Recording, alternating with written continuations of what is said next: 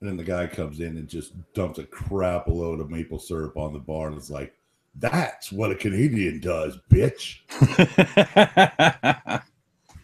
Nice. Good evening, ladies and gentlemen. Welcome to Where's Carl here on the Monkey Caviar Podcast Network. I'm TinyYourHost. With me, as always, Adam Levy. Adam, how are you this evening? I am great, Mike. How you doing? I'm okay. Had my birthday over the weekend. Yeah, I saw that. Happy belated birthday. Thank you very much, sir. We had a great time. I went to a fancy steak dinner. Ooh, nice. And yeah, it was lovely. It was one of them pricey ones. And it was really nice. Yeah. And, yeah, it was great. Spent the day watching football yesterday, watching my fantasy team lose, I think. There's a game going on right now that it's this close right now. I think I'm fucked. Yeah. But whatever. It is what it is.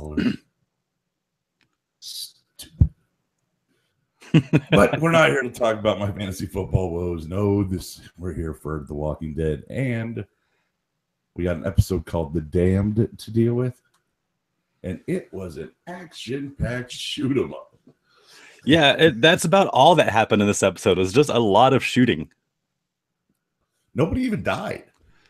There are some characters that are on the verge of death. Okay. But yeah, no.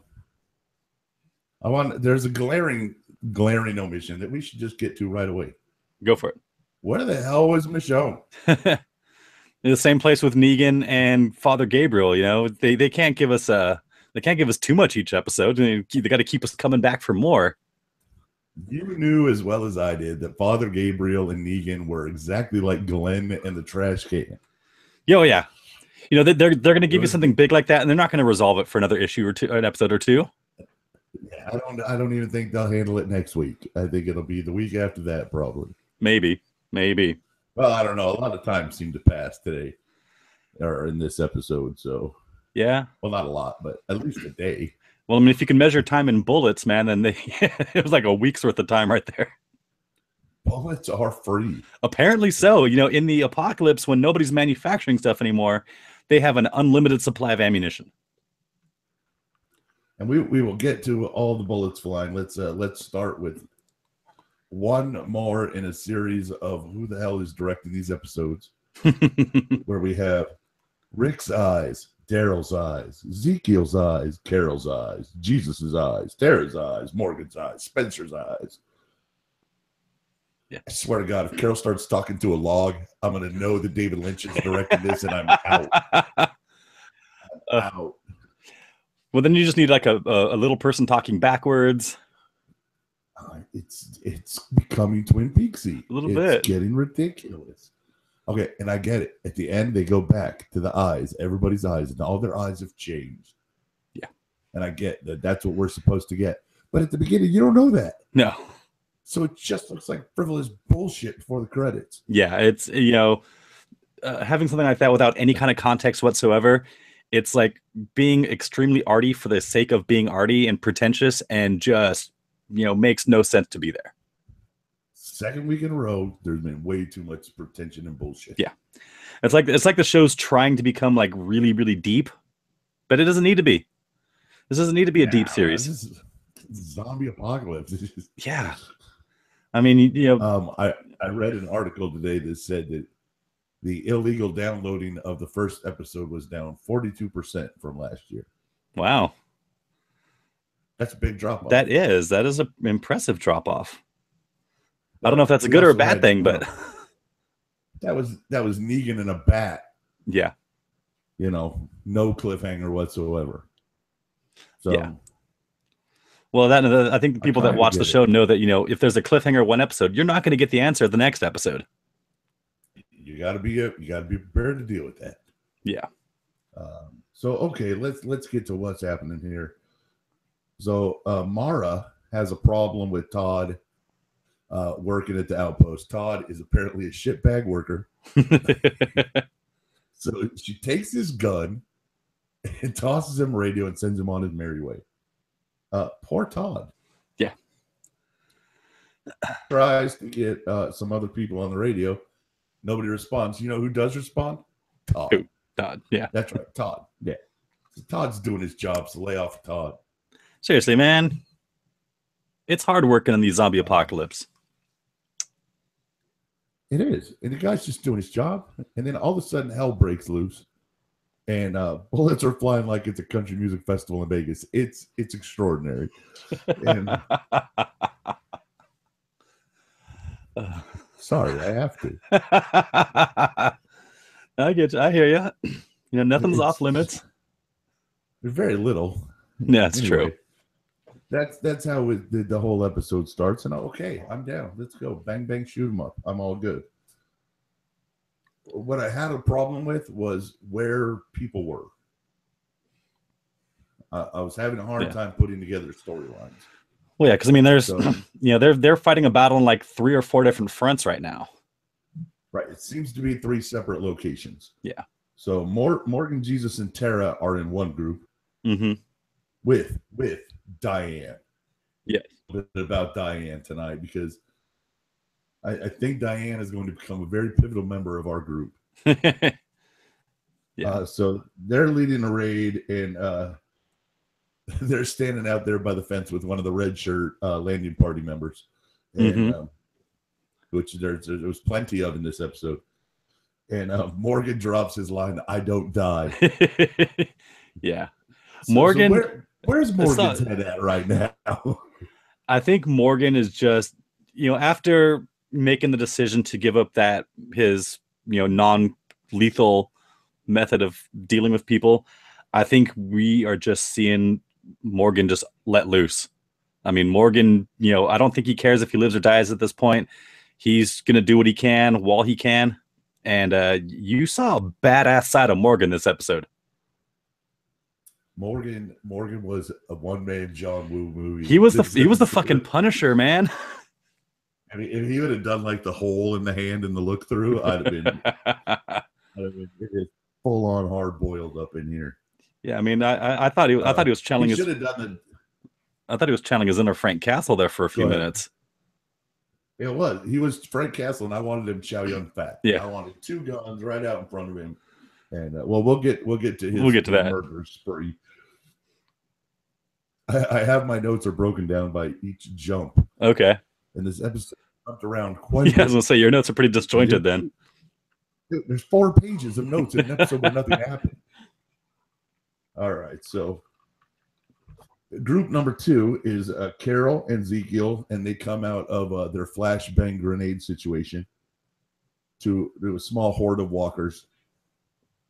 And see, for me now, fighting walkers is fun. Yeah.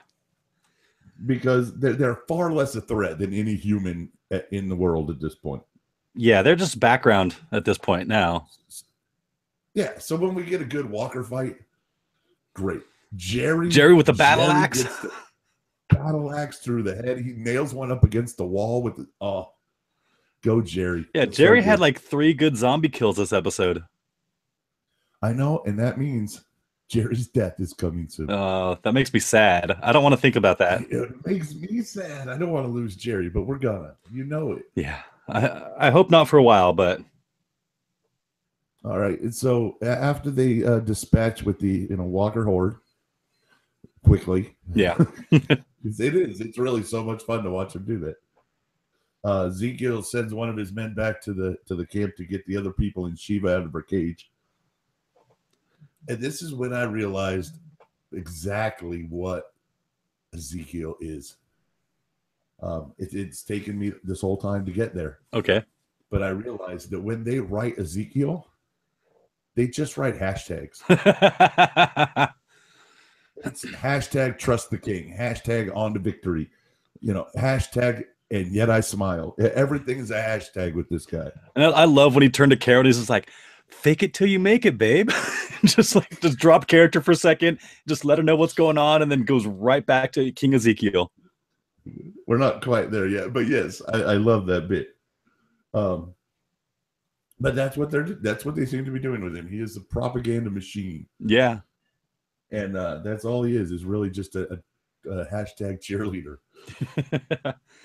All right. So next. Well, so their group is tracking down one guy that got away from whatever battle they were participating in. One guy. Let me tell you about tracking skills. All right. What? This is not John Proudstar we're dealing with. No. This was the lamest. Yeah. And then all of a sudden it was, oh, there he is. Well, there's our group. All right. Okay. Pretty much, yeah. All right. So they go back to the outpost, and there is much more shooting. That's what I wrote. There's much shooting of bullets. Much shooting of bullets, which they got to be running out. But you'd think so. I mean, I don't know. Like I said, considering that the Alexandrians and all that, I mean, yeah, Rick's group and the Hilltop people had no guns prior to, the end of last season. Ezekiel's group was the only one that had any weapons until they raided Camp Crystal Lake and took all the women's stuff. So you got to realize how much ammunition did they have there at Crystal Lake, and how much did Ezekiel have stockpiled, because they're burning through it. Yeah, they're just blowing through that stuff. Maybe they think this is the last war they will ever fight. Yeah, maybe. Use all the bullets now because we're never going to need them again. Yeah, once we dispatch Negan, I'm sure there's nobody in like Boston that we'll have to deal with. Yeah. I think it ends well. All right, so Rick and Daryl are in another location. I'll find out where they are in a minute, but they're leading the team like they're fucking Navy SEALs at this point. Yeah. They've got fucking hand signs. And yeah, they're all serious. People around, they are business. Well, so was Morgan's group, because we saw them like at one point when they're like going down like a hallway. They're all holed up, got their hand signs, like let people know to stop, and then like, okay, go ahead and bust the doors down. But yeah, I mean, Rick's group looked like all business. But yeah, the whole mission, the whole Go mission is all it's a Navy SEAL operation at this point. Yeah. All we're missing was like Charlie Sheen and Tom Berenger. Maybe. Ooh, Navy SEALs. Maybe Rick Rossovich in a volleyball game on the sand. It's like, you take too many chances, Mitchell. Maverick. What did I say, Mitchell? Mitchell. Well, Pete Mitchell was his name, wasn't it? So yeah. So then they cut back to the outpost, and Spencer's kind of digging the gunfight. Yeah, he's getting into it. I mean, like he's like baller with the gun. Jumps in the car, he like rolls back a bit to get some cover for some other people. See, that's what this episode does to you. Yeah. Nothing happens, so you have to bring up the only things to do, which were much later in the episode. But he shot a bunch of people. Nobody died. It was like an A-Team episode. Well, I mean, some people at the outpost died. Okay, but not at first. No. Like they had to cut back to it like 3 times before you saw a body hit the ground. Yeah. So, like I said, it was very A-Team like. I expected, like I'm getting on no plane, Hannibal. Like G.I. Joe. Like nobody actually gets shot. Nobody ever dies. No, yeah, you don't get shot. You just fire guns. So again, with this abundance of bullets, apparently, maybe that's the trick to the zombie apocalypse. Is every gun is magically fully loaded forever. And you'd think that in this zombie apocalypse, you'd want to limit the amount of noise you're creating. A massive gunfight like this is going to attract a lot of zombies. Shouldn't it be drawing some walkers? Exactly. You'd think so.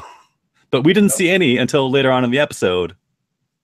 No, only the ones that they created. Exactly.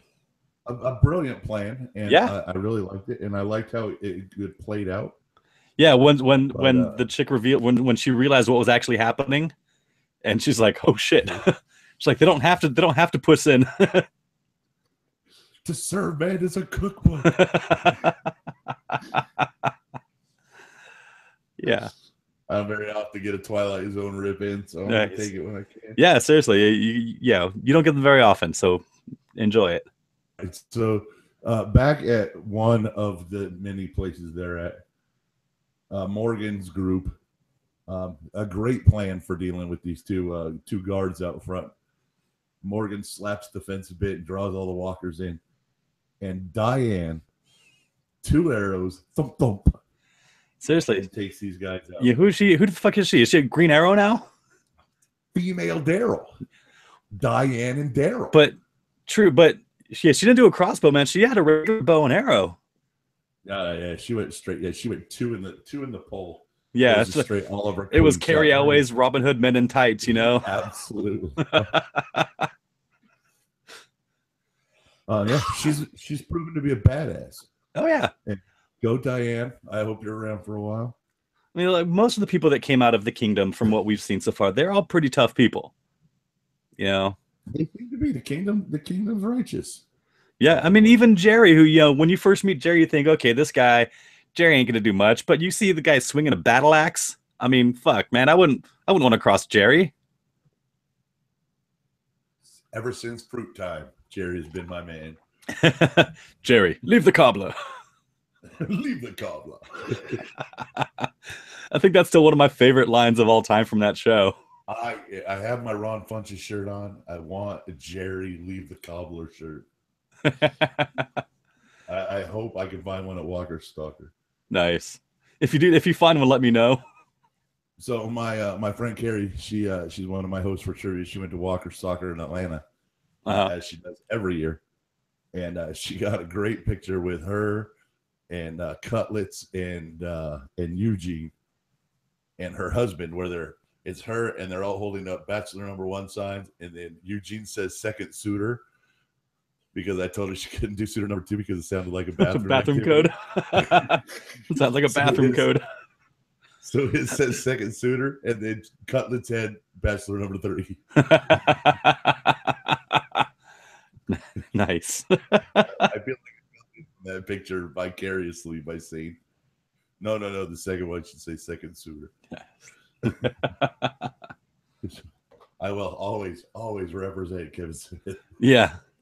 Here, I can put him right here. Oh, he's not tall enough. I put him on my pack of smokes. All right. So where are we? So we back to Rick and his group. No. Morgan slapping the fence, and then Jesus and Tara enter the building, and then Morgan, Diane, and a slew of red shirts follow them. And I at that point, I'm convinced it was about to be a massacre. Like, we're going to see some red shirts fall. It's going to be great. But they started tearing through that place. Exactly what happened. No, they started tearing through that place. You know, like, yeah. Then they all kind of get outside doors and wait, and then we have to cut back to them 4 times before anything happens. Yeah, because we got to see more shooting going on. Right. So Rick is inside the Shepherd office plaza, looking for a 50 caliber weapon. That's what he's there for. Yeah, a 50 caliber Browning machine gun. You know, this would be a huge get for their crowd, because that kind of gun that can do some serious damage. Yeah, that's a building halfer. Yeah. So that's good. That's great that they're looking for that. It's not what they find, but it's what they're looking for. Which when we get there, I've got some questions about this whole thing, but. Yeah, me too. We're coming there. We're going to move right along. So we're back at the outpost, and Mar thinks that the Alexandria group is a bunch of chickens because they're not like rushing them. Yeah, you know, do you think that they have the advantage? You know, they've mowed down a fair number of the outpost people, and you know, yeah, that would be a good time to start pressing your advantage. You know, start moving in and picking off what's left. But they're not, because they're smarter than that. Yes. So everyone at the other compound with Morgan and Tara, they're back at their doors and they're waiting still. Moving to another scene. Spencer tells the troops, just keep them pinned down. Then his lover Eric takes a front and center position. He's gunning down people. Yeah, that guy looks like he's having a lot of fun too. I thought we were about to lose him. I'm like, okay, this is not a big loss, but if we lose him, we lose him. Yeah. No, hold the door. Jesus drops his fist like a hammer. Ooh. Guess what? They cut away from it. Of course they do. Saviors are dying all over the place. They cut back. Morgan and his red shirt get shot. Yeah. Morgan hits the floor, apparently dead. Yeah.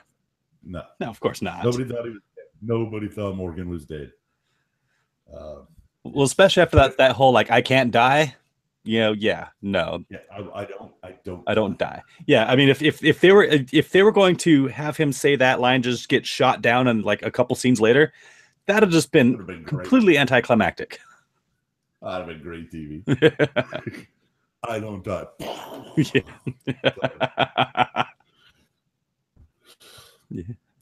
Yeah. But no, that's not what happened. So one more minute and we'll see. Rick and Daryl get to the top floor and they agree that Dwight's a piece of shit, but at least his intel's good. Yeah. So far. That's about to change. That is about to change. Okay, where are we? Whew.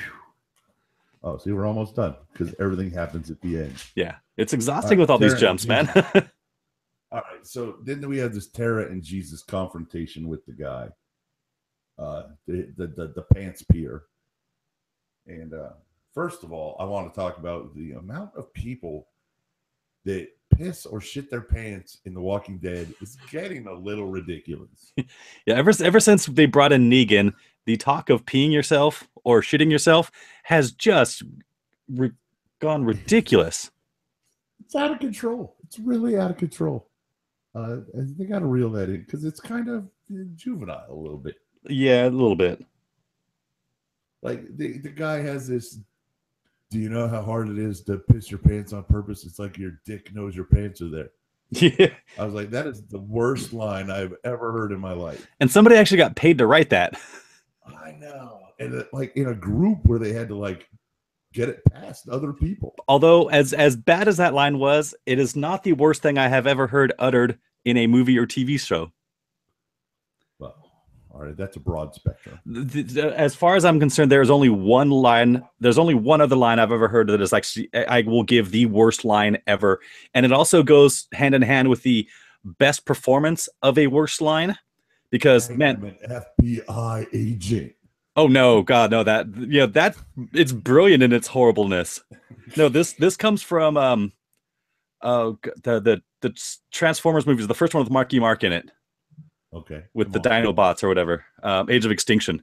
I don't know. I stopped watching them after Shia LaBeouf left. You're not missing anything, honestly. They're really bad. I had absolutely nothing else to do when it was on TV, so I said, why not? So I watched it. There's a scene. There's a scene where Marky Mark he finds Optimus Prime and takes him back to this barn, and they're working on him. And all of a sudden, like, Men in Black show up. Government agents show up, and they're, just start rampaging through the farm. And Marky Mark comes running out, and he's like, "What are you doing?" And the guy's just kind of like, "Whatever." And he's like, "I need to see a warrant." And the guy looks at him like dead in the face, like stone serious. He's like, "Warrant? My face is my warrant." And I'm like, "Holy shit!" I'm like, "You actually said that with a straight face?" Like, how many takes did you have to do to get that one right? Because, man, I could not have done that. Yeah, it would take a few. Yeah. I mean, that guy deserves some kind of award for being able to get through that with a straight face. Yeah, and so let's drop the pee-pee pants city and the shitty pants and all that. Yeah.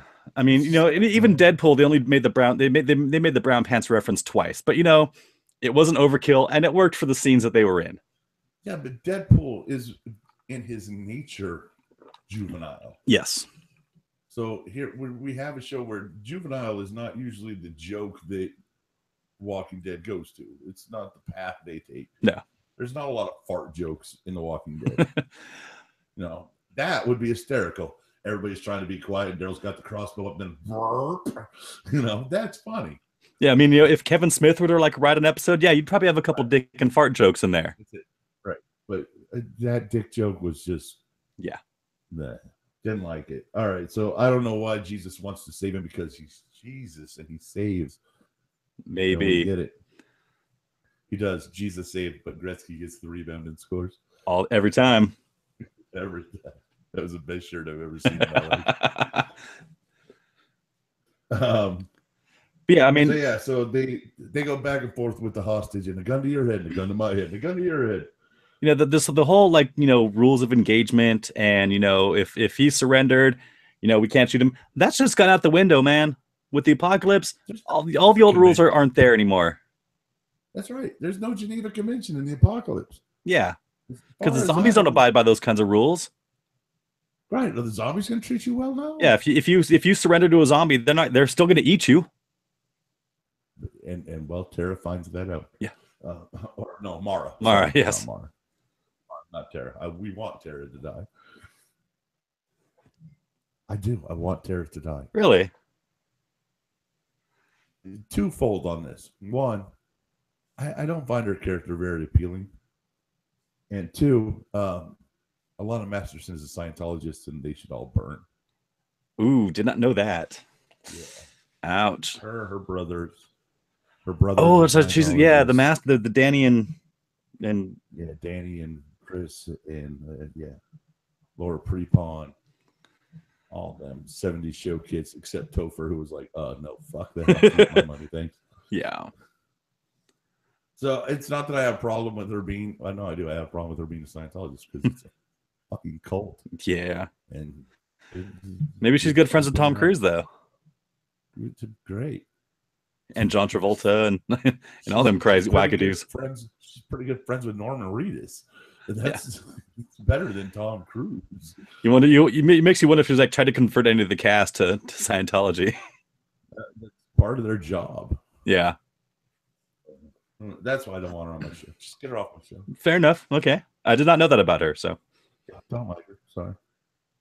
Nothing. No, yeah, everything against you. It's personal. All right. So then Morgan wakes up, gives a stretch and a bend, and he's ready to kick some ass. Yeah, he had a nice little nap, and he goes on a one-shot you're dead killing spree. Bam. Yeah, I mean, bam. he just started walking down the hall. I mean, it looked like, like Charles Bronson and Death Wish, man, just walking down the street, just capping fuckers. It's like, damn, this guy is badass. Good. And then my next note is, where the fuck is Michonne? A whole episode. What the fuck? What about Rosita? We haven't seen much of Rosita. She's sitting back at the camp. Oh, she's still at the camp? She's in Alexandria. Yeah, she was sitting on the porch. That's right. So she's back there with Carl and Michonne. Maybe this had something to do with young Chandler Riggs going off to college and not being available. Well, but possible. It doesn't explain what. And Denai has she had Black Panther stuff she had to deal with. Maybe they just needed a couple episodes to not be around. That's entirely possible. That makes sense. I mean, I can't understand why you would have this whole war go on and Michonne is not a part of it. Like I said last time, it's because she can't shoot. But if you're going to leave her back at Alexandria, we should at least have somebody attacking Alexandria. Or at least something going on there. Maybe an episode, like a scene where her trying to make Carol's like acorn cookies or something, Yeah, like her and Carl and Rosita had to solve a crime like the Scooby Gang. I totally would be down for that. Like, just see them like chowing on a can of pudding, like back in the old days. Right. Yeah. Buy a can of pudding, give us a throwback. Yeah. That's all we want. But we can get that.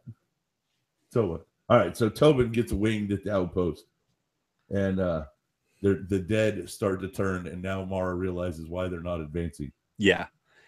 Oh, because you don't have to. Yeah, that realization. I mean, and I don't know if it's ever really been explained, like how quickly people turn. I mean, sometimes it happens really quickly. Sometimes it seems to take some time before they turn. I mean, I don't know what. There isn't really a timetable. It's like, okay, well, if somebody dies, you got 10 minutes. This is taken care of actually in Fear the Walking Dead. Oh, is it? They do tests. Oh, interesting. There's a military unit that does tests on how fast they turn, and it varies, is what they come up with. Okay. So it varies, but it's usually 5 to 10 minutes. So interesting. Okay. Yes, it is tested in Fear the Walking Dead, which is why I watched it. All right. Because if it had anything to add to this program, then I'm all about it. I want to be caught up, even if it's bad. No, fair enough. Fair. It's like watching the Inhumans. You do it even though it's bad. I'm still a few episodes behind on that. Yeah, you're not missing anything. It's horrible. Anyway, so all right, this is one of my fun parts. What was I saying? I'm a little lost right now. Where were we? We just talked about Morgan and his one-man killing spree. Oh yeah, Tobin getting winged. Yeah. All right. So the Mara and they start turning, and so this bodes the question: did they have to waste all those bullets? Couldn't you just kill like 4 and then just? Well, I think they needed to keep them pinned down, because if they had just kind of let off the gas, they would have had time to react to the people turning. All right. It seemed to me that we had an advantage in numbers. Plus, we had armored vehicle assistance. We could have done one shot over here, one shot over here, one shot over here. A quiet gunfight. Yeah. Yeah, I mean, they did seem to waste a lot of bullets keeping them pinned down. They could have been a lot smarter about how they decided to do that. But, And where are the grenades? Like, how can they not find any grenades? Yeah. Yeah, I thought we've seen some before, but yeah. I thought we had too. Well, unfortunately, without Eugene there, they don't really have the way to make any way to make explosives. Well, or bullets. Yeah. Yet. Yeah, I mean, Eugene could have easily have improvised some explosives. Made a little IED or something. Rosita is a tactical explosions expert. Doesn't necessarily mean that she knows how to make explosives, but she knows how to use them very well. I know how to make a pipe bomb. Fair enough. Come on.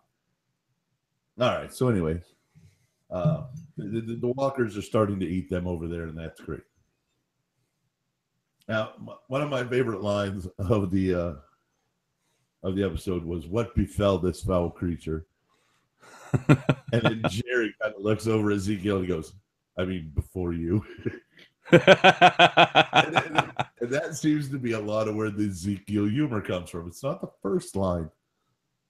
It's the one he drops after that. Yeah, he kind of makes you think a little bit for a second, and then he just drops that little humor bomb. So what did befall that creature? It all over that walker. No idea. No idea. And Carol says, "I have no time for this." As soon as Carol said, "I have no time for it," I knew it was important. And we are skipping over something that's going to lead to something in the future. Yeah, possibly. But that walker and whatever it was covered in is important.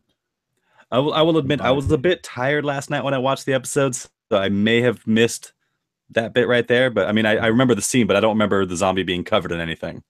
Yeah, Jerry takes it out with his axe, and that's why Ezekiel asks, "What befell this foul creature?" Yeah, I mean, I remember the scene, but I just didn't pay attention to the zombie itself. But this is where Ezekiel says, "And yet I smile," and he says, "Am I confident because I think we'll win, or am I just posturing?" And he's like, "Yes and no and yes, and yes is no and no is yes." And I'm like, "Oh, Jesus fuck." Yeah, he was just getting all kinds of poetical there. I'm like, "Oh, damn!" He is hamming it up for the troops right there. But that's when he dropped in that like, "Fake it till you make it, baby." Yeah, because she looked at him like, "You're fucking crazy," and he's just like, "Yeah, just fake it till you make it, babe." Just letting her know that, hey, this is all an act. I'm just doing this to keep these people, motivated and pumped up,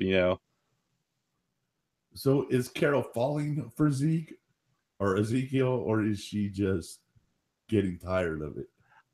It's hard to say. I mean, I think there's definitely an interest there.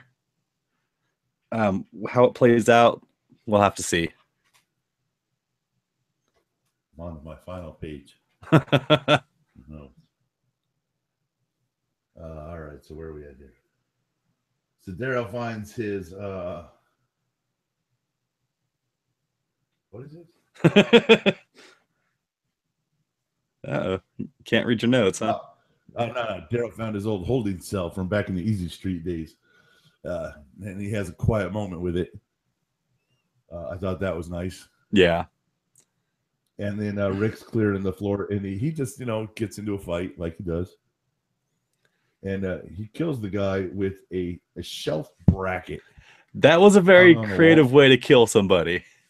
All right, very creative. But I got to say, whoever put that shelf thing up used their stud finder, drove that thing into the stud. Oh, yeah. Shit all the time. And this shelf will fall down if you breathe on it. Yeah. Yeah. That guy stuck to it and hung on the wall. Oh yeah. And somebody said something to the effect of like, I almost wish it was like an 80s like action movie where like, just something like, why don't you just hang out there for a minute, after killing the guy. Right. He needed a Mel Gibson line right there. Oh yeah, it made me think of the end of The Last Boy Scout with Bruce Willis and Damon Wayans. He's like, no, you say you hit somebody with a surfboard, you say surf's up, pal. Right. You got to have a good death line. Yeah. But yeah, that was a good one. And then, oh wait, Morgan's killing spree continues. That's my next line. And then I just say, I mean, it was epic, man. Like he's got two guns. He's got the one with the silencer. He's got the one without the silencer, and he's just popping guys until one runs out of ammunition. Then he just uses the other gun and just starts. I mean, he tore ass through this place. Right, and he does it all until he comes outside. But before he gets there, Jesus, Tara, and Diane decide that they're taking hostages, and they're going to allow the people to surrender, which not part of the plan. No. Jesus is the only one that seems to be on board with that idea. Jesus thinks that Maggie will take his side. Tara thinks that Rick will take her side. And, then I guess Ezekiel has to break the tie. I don't know. A third judge. Yeah. I mean, having that odd number makes it easier for tiebreakers. And there's an episode coming up called Rick, the King, and the Widow or something. So pretty sure that's all three of them. Yeah, that sounds about right. Yeah. So the saviors give up. They drop their weapons. They're like, no, don't shoot us. Right. And then Morgan comes stumbling out and sees the guy from the food transfers in the early last season. Yeah. Who took his staff. And he was just like, he walked up to the guy, gun point at him. He's like, oh, I'm surprised he didn't immediately shoot at the guy. I'm surprised too, but no, Jesus talks him down. And he tells Morgan that killing is not what we do. And Morgan says, then what is it that we do? And I'm like, oh yeah. I mean, considering that killing has been all they've been doing this season so far, this is good. Yeah, exactly. Why stop now?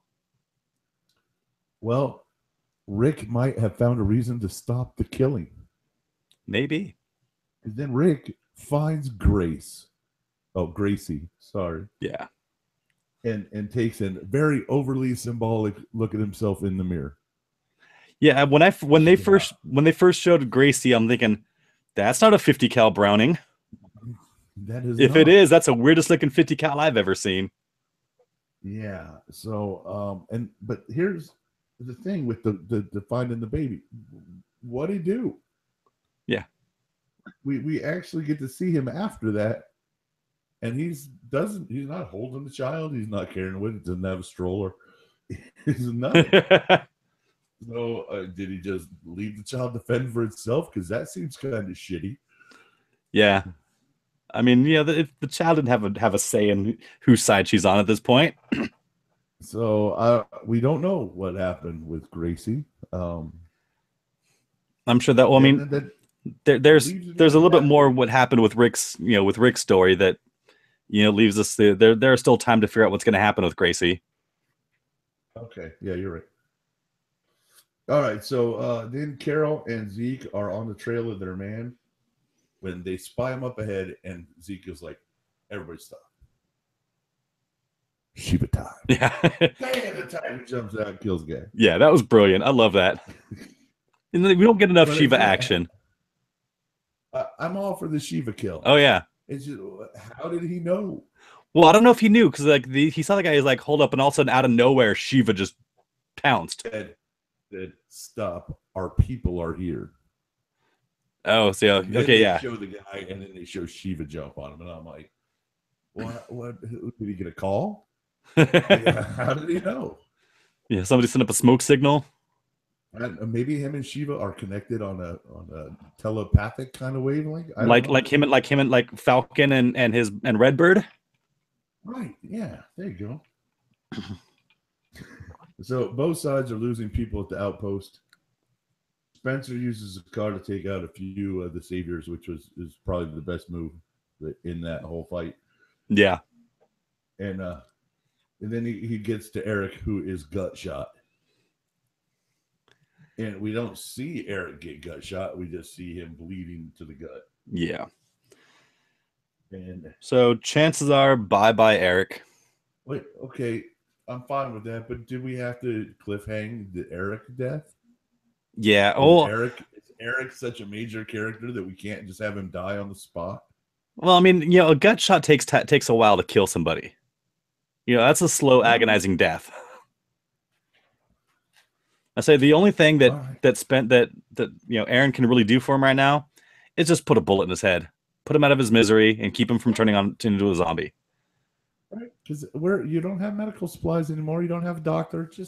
And even if they did have a doctor, they're talking about how they're hoping to get their doctor back from the Saviors, but that's still a ways to go. And it's not like Eric's going to have that much time. But it wasn't like Morgan was asking to see people's ID badges.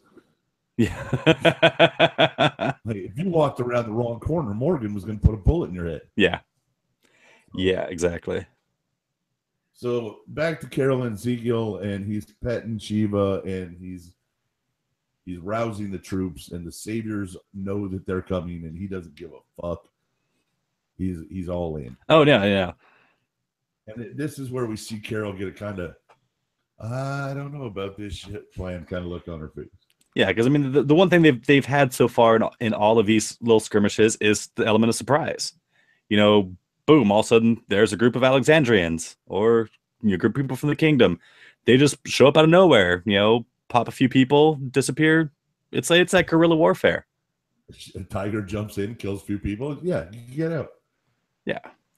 I mean, it's small battles, little skirmishes. They're striking and getting out before, I mean, granted, they've only been taking out lookouts and like really small outposts. These are like the first big battles that they've actually had in this war so far. So, I mean, yeah, so it's going to get to the point. I mean, since they've already confronted Negan, the element of surprise really isn't on their side anymore because the Saviors know what's coming. They just don't know when. I agree with that. Do you think it's a wise plan for them to continue with whatever it is they're going after? Well, I mean, where they're headed, I still don't know exactly. I'm not sure. Yeah, I mean, I think they should take a break after these little battles. Give themselves some time to recover, regroup. Right, regroup, get the gang back together, redistribute in different gangs, Yeah, I mean, and especially if the Saviors know they're coming, if you give it a little bit of time, just have them sitting out there waiting, they're going to get bored and they might start dropping their guard. And then when they come back in, boom, there's some surprise again.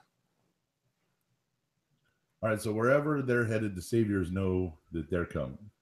Yeah. Then we cut back to Rick, and we see a familiar face from Atlanta.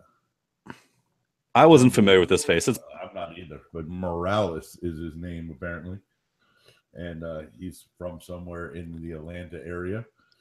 Yeah, and he's called the Saviors, and they're on their way back to where Rick is. Yeah, I mean, I don't know if this is a character that we have seen before in the first season, or just somebody. Yeah, I don't either. Or maybe somebody Rick knew.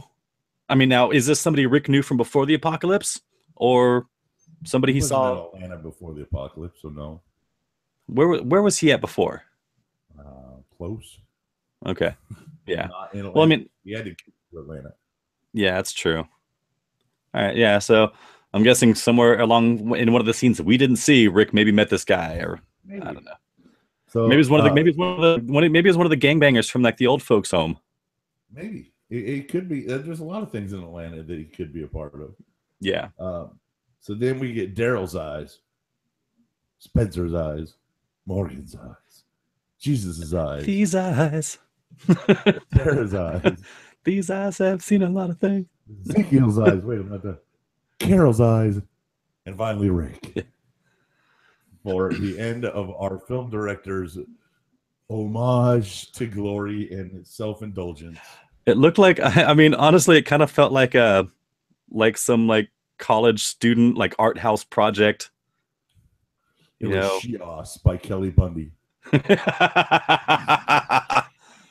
Uh, Oh, I don't know how I got that one out. that was impressive. I'll give you credit for that one.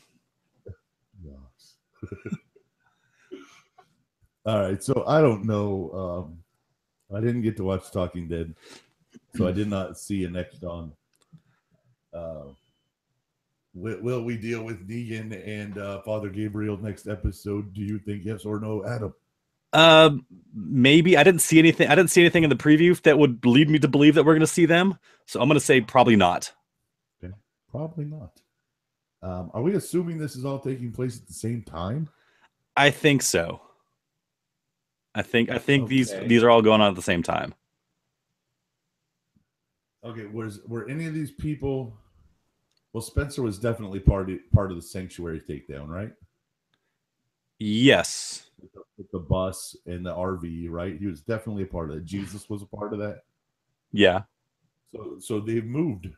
Yeah. So this is yeah, to a whole different location, and Jesus and them got in a whole bunch of shit while Father Gabriel and Negan are still in that trailer.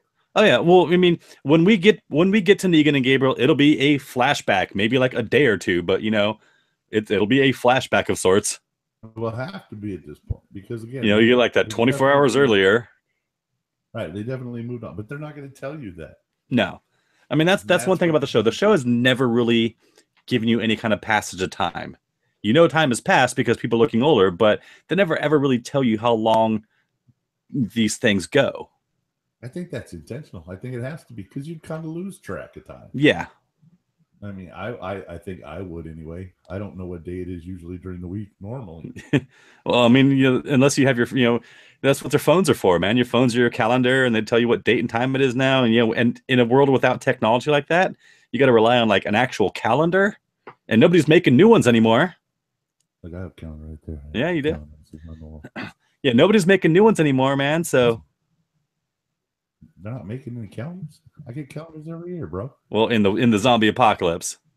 Oh no, okay, yeah, right. After in the Walker world, no, nobody's like right. All prints is all out of business. Yep. You got some kids like hand drawn calendars for people. No more firefighter calendars. No more SI illustrated calendars. You know how every TV show gets like a Christmas episode or a Halloween episode? Yeah. Where's my Walking Dead Halloween episode? Or like where they all dress up and it'll be fun and they'll have like a party. Well, you've had some of those episodes where like they cover themselves in zombie guts. That's about as close to Halloween as we get on that show. We should at least get a Christmas episode. I mean, at some point, but see, and that's what they avoid. And so we never know exactly what time of year it is. Yeah. Like we've never really seen the seasons change. Right. It's always been like you would notice. Yeah. And they're in places where the weather gets cold. Yet we've never really seen them like in cold weather. We've never seen them like have to bundle up. Right. Yeah, it snows here in South Carolina, yeah. And I know it snows in Atlanta. So we've never seen them have to deal with the snow, and especially if they're up in Virginia area. Yeah. They'll definitely. So they're not dealing with a lot of the elements that exist. And part of the thing I think about if there was a zombie apocalypse would be heading south. Yeah, I wouldn't want to be any farther north than where I am because, like I said, I don't want to deal with snow. I don't want to deal with cold. Well, you can figure, cold would probably be a good defense against the zombies because it would, naturally slow them down. All right, they're not White Walkers. We can deal with that. Yeah, right? Exactly. If they became White Walkers, that'd be a whole different thing. I'd give up at that point. I'd be like, take me. Did you see the guy that won the internet for Halloween? He had the Knights King mask and a gold medal and a javelin.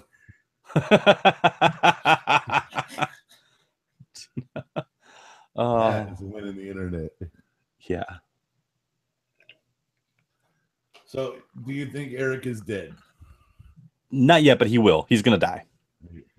There's no way to save him.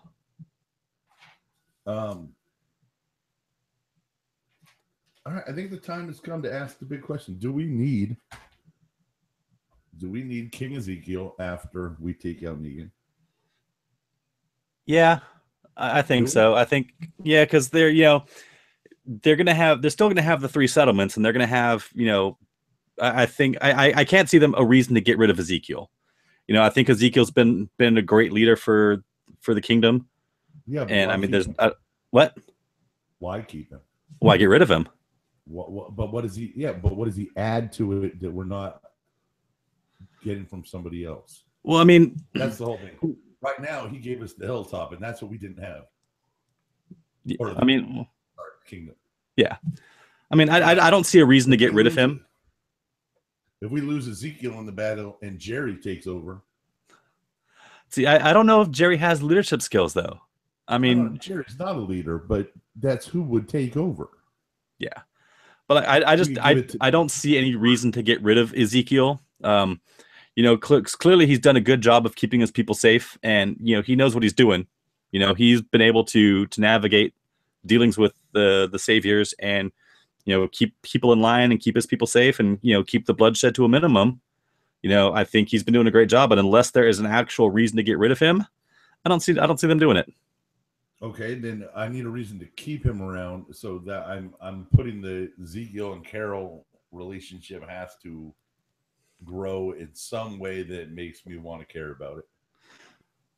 Yeah, I mean, I keep him around because he's funny, and he's got a fucking tiger. We got a lot of funny people. Like I said, Jerry's funny. Yeah. We don't need two funny guys from the same place. So Jerry's definitely dead in this war. Yeah, I'm inclined to agree with you on that. I don't want it to happen, but if somebody big and from the kingdom's going to die, it's going to be Jerry. Right. And it's going to be like Simon takes him out. Somebody, he's going to get the big death. Yeah. Negan, Simon, somebody big. It's not gonna be an off-screen death. The bullet for the king. Yeah. Or he takes the bullet for Ezekiel, which is probably the way they would go. Yeah, I'd be fine with that. He did yell "protect the king" when the horde came around. Yeah. So, okay, if Jerry goes out taking a bullet for Ezekiel, then I need Ezekiel to really step it up and be, good to Carol. Oh yeah. Well, I mean, we've seen that Ezekiel's got a thing for Carol, and I've got no reason to believe that he wouldn't be good to her. I think he would be. But yeah. Is Morgan beyond coming back? Are we going to lose Morgan? Can we lose Morgan? Well, considering that in the books he never made it this far, it's possible we could see him go. He's on the expendable list. Because I saw somewhere an article like a week or so ago saying that there's going to be a number of like big deaths this season. Okay, and we need a couple because Jerry, Carl, Morgan, Tara, quite a few people will die. That's in our chat room. Yeah, I just saw that. I don't know about Carl. I don't know about Carl either, but Morgan, Jerry, Tara, I get all those people could die, and I'd be fine with it. Yeah. Yeah. Well, I wouldn't be fine with Jerry going, but I could see it happening. I wouldn't be fine with it, but I understand it if it happens. Yeah. I mean, that's the thing. I mean, from day one, from the episode one, you can't get attached to these characters because you never know who's going to live or die. Everybody's expendable. Get attached to Rick and Carl. Well, I mean, even when Kirkman started it, he said not to get attached to Rick because, he had plans to kill Rick early off in the comics.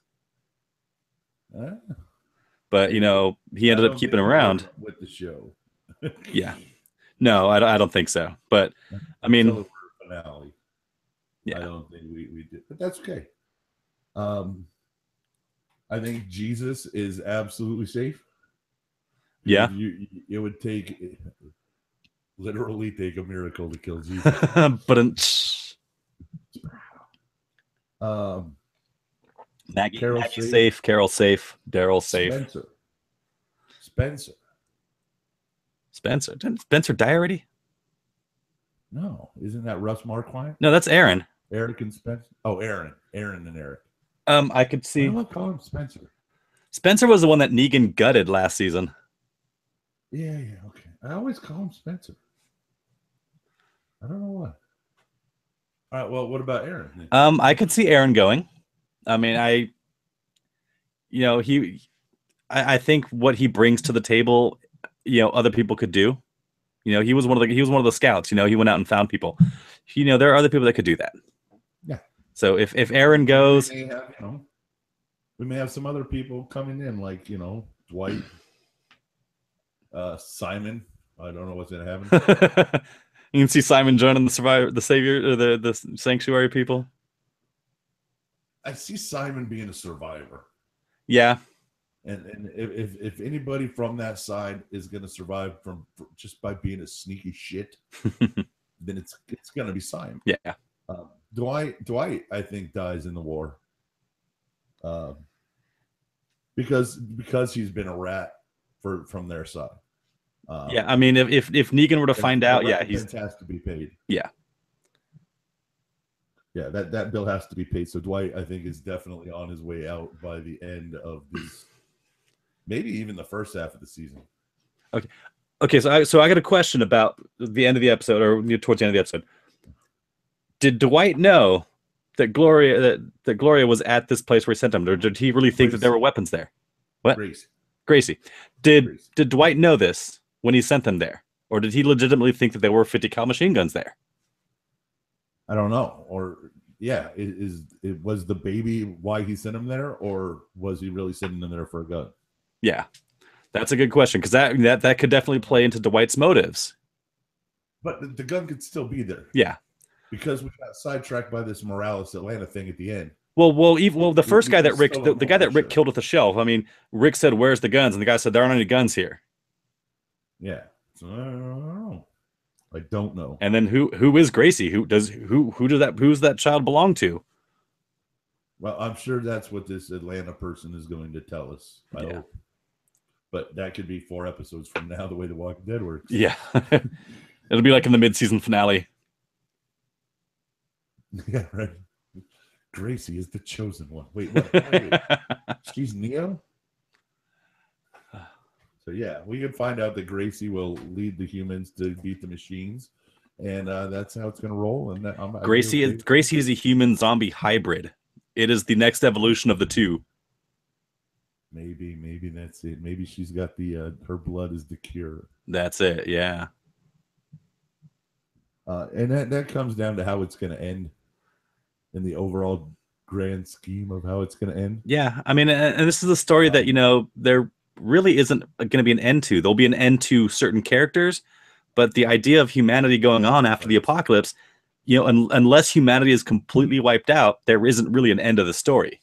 You're gonna have to get to a point where you stop telling the story, but you can stop telling the Alexandria survivors story. Yeah, which is basically what we've been doing. And we've got 2 people in the chat room, man. Look at us go. Look at this. No, crazy. So yeah, that's yeah. That's how it works. Better late than never. All right, well, let's take odds.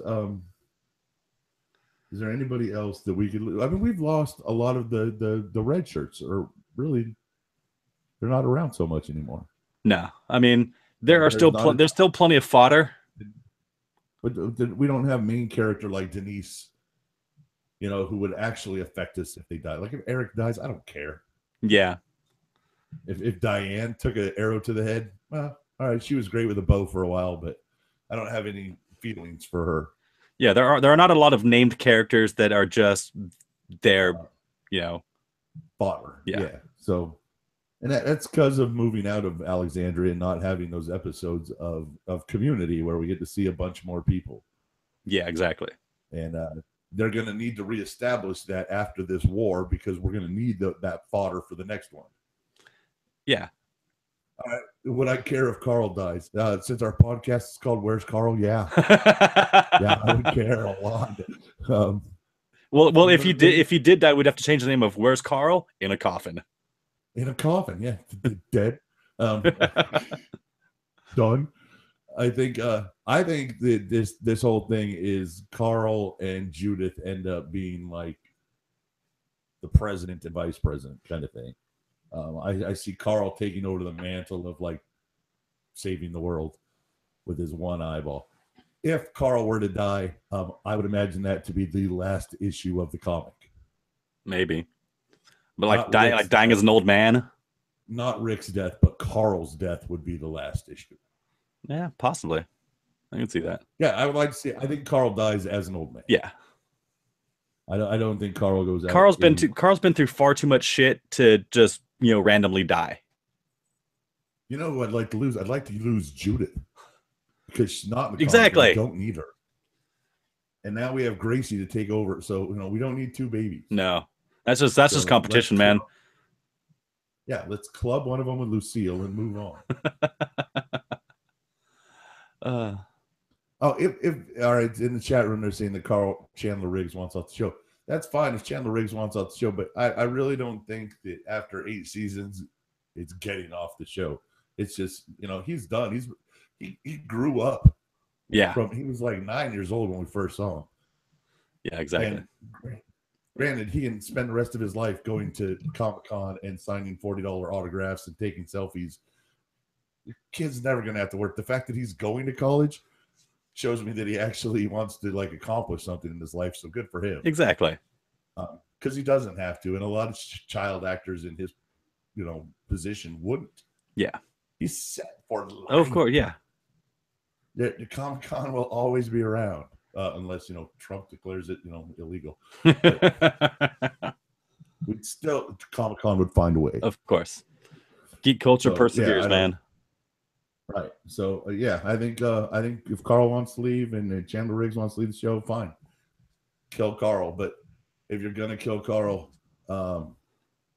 damn, who kills Carl? Lucille. No way. Negan loves that kid. He does. But, Negan would never. No, it wouldn't be Negan. It would have to be somebody new. And, just to do it to get everybody's attention. And that's fine. If it's the Whisperers, maybe. Yeah, possibly. Because that's got to come up. So, yeah. There you go. Yeah. All right. Unless the chat room throws up another question, I'm about to end this puppy. Yeah, I think it's about that time. Yeah, it is. But hey, guys in chat room or ladies and gentlemen, thank you. We appreciate you. We love your input. It's always fun to have people in the chat room throwing questions at us. Yeah, hopefully, come back next week. We'll be here at 11 o'clock Eastern. 8 o'clock Pacific. On the Pacific Coast, where it's how hot? Actually, it was nice today. It was about in like low 70s. Oh, right on. Okay, we got the World Series coming back tomorrow, so it'll probably be 100. Appreciate the comment. Thank you for the comment. Yeah, we're glad you liked the podcast. That's awesome. All right, everybody. Until next week, love many, trust few, and do harm to no one. We'll see you then.